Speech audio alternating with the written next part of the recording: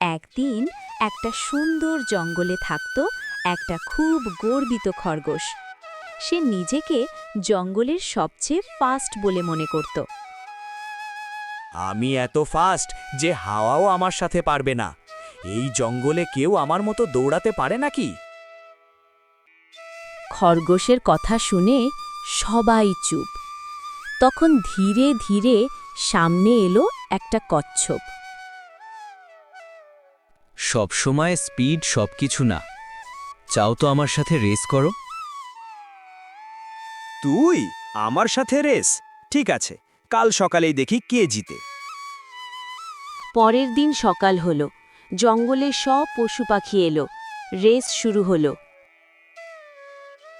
খরগোশ চোখের পলকে দূরে ছুটে গেল।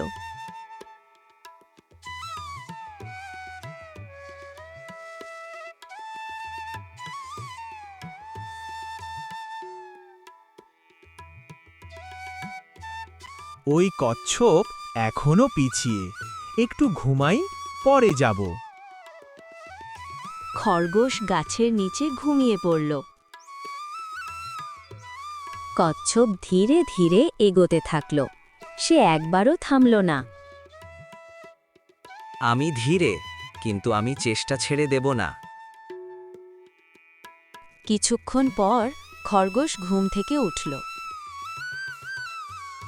আরে, আমি এখনো জিতিনি। যাই, আগে রেসটা কমপ্লিট করি। খরগোশ দৌড়ালো, কিন্তু দেরি হয়ে গেছে। কচ্ছপ আগেই ফিনিশ লাইন ক্রস করেছে।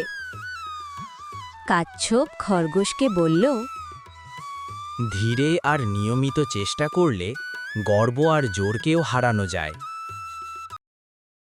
যারা যারা আমার চ্যানেলে নতুন এসেছো তারা প্লিজ চ্যানেলটাকে সাবস্ক্রাইব করে পাশা থেকো, আর ভিডিওটা পুরো দেখার জন্য তোমাকে অনেক অনেক ধন্যবাদ। আরও মজার মজার কার্টুন ভিডিও দেখতে স্ক্রিনে দেওয়া ভিডিওতে ক্লিক করো।